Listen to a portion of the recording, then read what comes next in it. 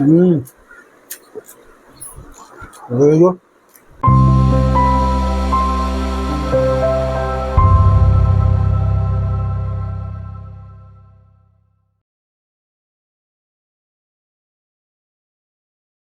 உறவுகளுக்கு வணக்கம். இன்னைக்கு நம்மளுடைய கேப்சியம் சேனலில் நம்ம பார்க்க போகிற சமையல் வந்து ஒரு பழைய சாதத்தை வச்சு ஒரு அற்புதமான சுவையான சாதம் நம்ம எப்படி செய்யலாங்கிறத பார்க்கலாம் வாங்க. அதுக்கு முன்னாடி புதுசாக நம்ம சேனலில் பார்க்குறவங்க சப்ஸ்கிரைப் பண்ணுங்கள், லைக் பண்ணுங்கள், ஷேர் பண்ணுங்கள், தொடர்ந்து எனக்கு ஆதரவு கொடுங்க. நம்ம ஒரு எண்ணெய் சட்டி வச்சு பாத்திரத்தை சூடாக்குவோம். அதுக்கு முன்னாடி இந்த பழைய சோத்துக்கு தேவையான பொருட்களை பார்த்துடலாம். இதுக்கு தேவையான பொருட்கள் வந்து பழைய சோறு, அதாவது ஒரு ஆள் சாப்பிட்ற அளவுக்கு பழைய சோறு எடுத்திருக்கேன் நான். பொடிசா வெட்டின வெங்காயம், அதாவது நீங்கள் நாட்டு வெங்காயம் பயன்படுத்துங்க. என்கிட்ட நாட்டு வெங்காயம் இல்லை, அதனால் நான் பெரிய வெங்காயம் 2 பயன்படுத்தியிருக்கேன். ஒரு பட்டை மிளகாய், பொடிசா வெட்டின பட்டை மிளகாய். நீங்கள் பச்சை மிளகா பயன்படுத்தினா பச்சை மிளகா பயன்படுத்துங்க. 5 பூண்டு பல் இடித்து வச்சுருக்கேன். 1/2 ஸ்பூனு உளுத்தம்பருப்பு, 1/4 ஸ்பூன் மஞ்சத்தூள், 2 ஸ்பூனு நல்லெண்ணெய், தேவையான அளவுக்கு உப்பு. மறுபடியும் இந்த பொருளாக நம்ம பார்த்துடலாம். பழைய சோறு, உப்பு, எண்ணெய், மஞ்சத்தூள், உளுத்தம்பருப்பு, வெங்காயம், பட்டை மிளகாய், இடித்த பூண்டு. எண்ணெய் ஊற்றிக்கலாம். எண்ணெய் நல்லா சூடாகட்டும். இந்த பழைய சோறு இருக்குங்களா, அது உடம்புக்கு ரொம்ப ரொம்ப ஆரோக்கியத்தை கொடுக்கக்கூடியது. அதாவது எப்படின்னா, உடம்பை வந்து குளிர்ச்சியாக்கும். மெயினாக குடலை நல்ல குளிர்ச்சியாக்கும். வயிற்று புண்ணு உள்ளவங்களுக்கு, மலச்சிக்கல் உள்ளவங்களுக்கு ரொம்ப ரொம்ப நல்லது. அதே போல் சுகர் பேஷண்ட்டும் இதை சாப்பிட்லாம். இப்போ நம்ம உளுத்தம்பருப்பு போட்டுக்கலாம். எண்ணெய் சூடாகிட்டு உளுத்தம்பருப்பு போட்டுக்கலாம். உளுத்தம்பருப்பு நல்லா பொரியட்டும்.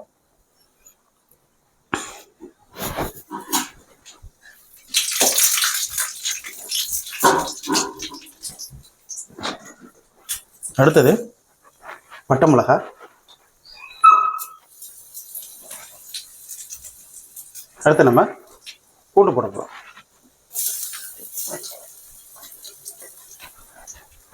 எல்லாத்தையும் நல்லா வதக்கிக்கலாம்.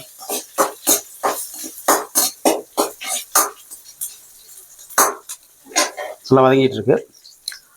சுகர் பேஷண்ட் வந்து இதை தினமும் கொஞ்சம் பழைய சோறு நம்ம உணவில், அந்த உணவு லிஸ்ட் இருக்குங்களா, அதில் நம்ம பழைய சோறை கண்டிப்பாக சேர்த்துக்கணும். ப்ரெஷர் உள்ளவங்க கூட இதை சாப்பிட்லாம்.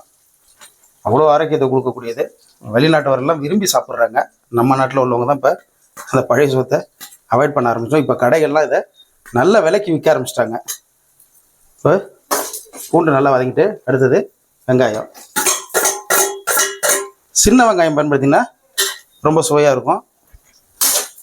இது கிராமங்கள்லாம் தொடர்ந்து பழைய சாப்பிட்றதுக்கு இருக்கும்போது ஒரு போர் அடிச்சு போயிடும். அப்போ இந்த மாதிரி செஞ்சு ரொம்ப அற்புதமாக சாப்பிடுவாங்க. ஒரு பெரிய அதாவது ஒரு சிறந்த உணவாக இதை செஞ்சு சாப்பிடுவாங்க. நல்லா வதங்கட்டும். வெங்காயம் நல்லா வதங்கிட்டு இப்போ இந்த மஞ்சத்தூள் போட்டுக்கலாம்.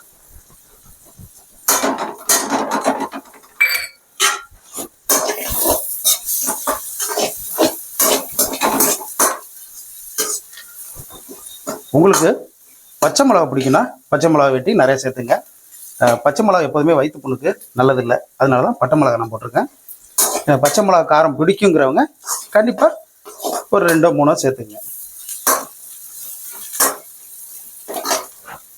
அடுத்து நம்ம கொஞ்சம் உப்பு சேர்க்க போகிறோம். உப்பு எப்போதுமே கொஞ்சம் கம்மியாக போடுங்க. தேவைன்னா அதுக்கு பிறகு நீங்கள் சேர்த்துங்க.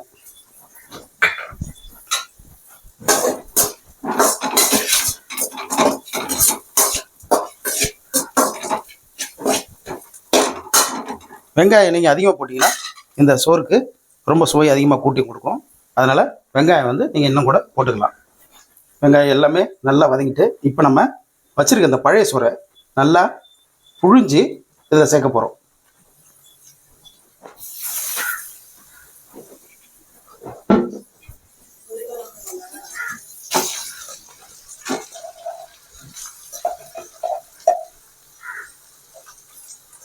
இப்போ சோத்தை கொட்டி அப்படியே நல்லா கலந்து விட்டுக்கணும்.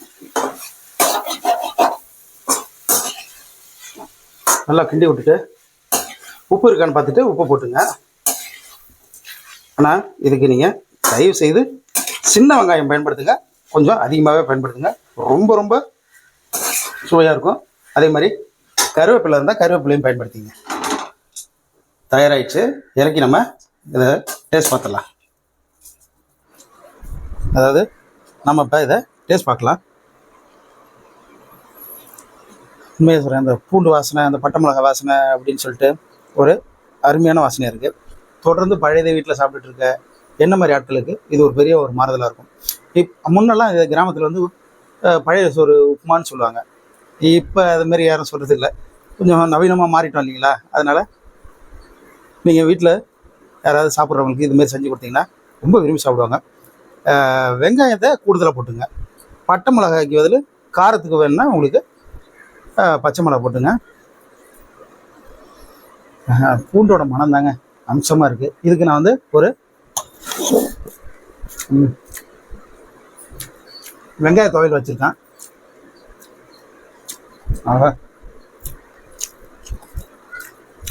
அது ஐயோ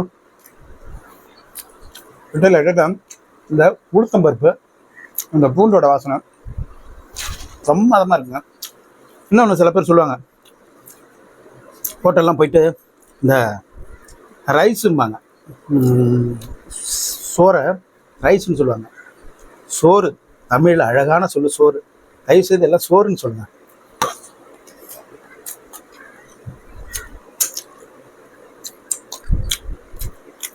ஐயோ ஐயோ,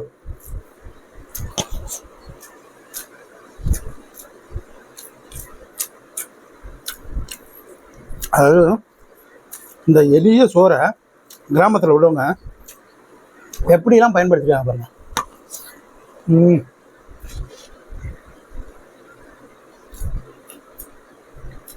அருமையாக இருக்குங்க. பா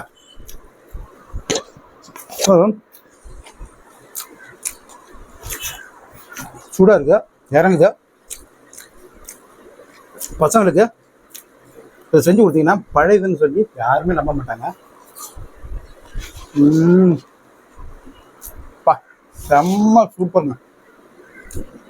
இந்த எளிய அருமையான பழைய சோத்தில் செஞ்சு சாப்பிட்ற இந்த சோத்தை வீட்டில் ட்ரை பண்ணி பாருங்கள். சாப்பிட்ற வீடியோ, சமைக்கிற வீடியோ, நல்ல கண்டென்ட் உள்ள வீடியோ பார்க்கணும். நம்ம கேப்சிங் மீட் சேனலை தொடர்ந்து பாருங்கள். சப்ஸ்கிரைப் பண்ணுங்கள், லைக் பண்ணுங்கள், ஷேர் பண்ணுங்கள். தொடர்ந்து எனக்கு ஆதரவு கொடுங்க. பார்க்குற நிறைய பேர் லைக் பண்ணுறதில்ல. தயவுசெய்து லைக் பண்ணுங்கள். அப்போ தான் எனக்கு அந்த வீடியோவோட நீங்கள் எப்படி எந்த அளவுக்கு விரும்புகிறீங்கிறது எனக்கு தெரியும். தயவுசெய்து லைக் பண்ணுங்கள். தொடர்ந்து எனக்கு ஆதரவு கொடுங்க. நீங்கள் கொடுக்குற ஆதரவு தான் புதிய சேனலில் நான் தொடர்ந்து போட முடியும். ரொம்ப நாளாக நான் வீடியோ போடாமல் இருந்தேன். அதனால் எனக்கு தொடர்ந்து ஆதரவு கொடுங்க. உங்களுடைய ஆதரவு தான் சேனலை அடுத்து கொண்டு போக முடியும். உங்களுடைய ஆதரவு இல்லாமல் நம்ம சேனல் கிடையவே கிடையாது. என்னன்னைக்கும் உங்கள் ஆதரவு வேணும். நன்றி உறவுகளே.